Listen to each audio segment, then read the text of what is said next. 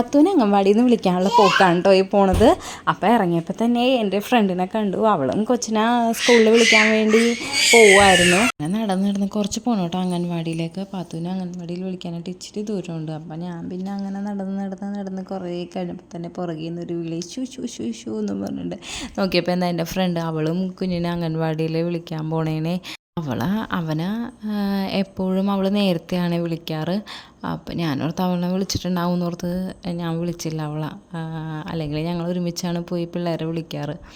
പിന്നെ ഞങ്ങളങ്ങനെ കൊച്ചു വർത്താനമൊക്കെ പറഞ്ഞ് ഞങ്ങളങ്ങോട്ട് പോയി എന്ന് പറഞ്ഞാൽ പിള്ളേരെ വിളിച്ചുകൊണ്ടും ഓരോരുത്തർ വന്ന് അങ്ങനെ പിന്നെ ഞങ്ങളങ്ങനെ നടന്നു, കഥകളൊക്കെ പറഞ്ഞു, ഞങ്ങൾ എല്ലാത്തിൻ്റെ ഭംഗികളൊക്കെ കണ്ടു. ഞങ്ങളങ്ങനെ നടന്നു. കണ്ടില്ലേ പിള്ളേരൊക്കെ പോണേണ്. അപ്പം ഞാനോർത്ത് പാത്തു കരച്ചിലായിരിക്കുമെന്ന്. പാത്തുവിന് ആരെങ്കിലുമൊക്കെ പോയി അംഗൻവാടിയിൽ നിന്ന് പോയാൽ മതി, പാത്തു അപ്പം തുടങ്ങും കരയാനായിട്ട്.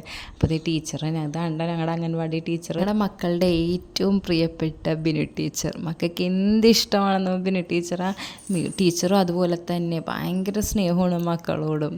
പാത്തു അപ്പോഴത്തേക്ക് എന്നെ കണ്ടപ്പോൾ തന്നെ ചെരുപ്പൊക്കെ ഇട്ട് ആളിറങ്ങിയ ബാഗ് പോലും എടുക്കണില്ല. ഞാനെങ്ങാനും പോയി കഴിഞ്ഞാലുള്ളൂ എന്നുള്ളൊരു ഭയത്തിലാറ്റാണ് ചെരുപ്പൊക്കെ വേഗം വിടണേണ്.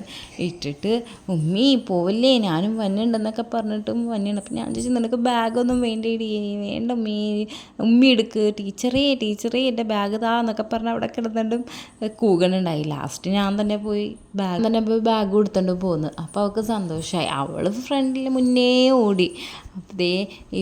അപ്പോൾ ഓരോ വേറെ പിള്ളേരൊക്കെ ഇവൾ പോണതൊക്കെ കണ്ടിട്ട് ഇങ്ങനെ നിൽക്കണേനെ. അപ്പോൾ ഞങ്ങൾ പിന്നെ അവിടെ നിന്ന് ഇറങ്ങി. അപ്പോൾ ഇത്രയേ ഉള്ളൂ ഗായ്സ്. അപ്പോൾ വീഡിയോ ഇഷ്ടപ്പെട്ടാൽ സബ്സ്ക്രൈബ് ചെയ്യാൻ മറക്കല്ലേ. Bye, see U.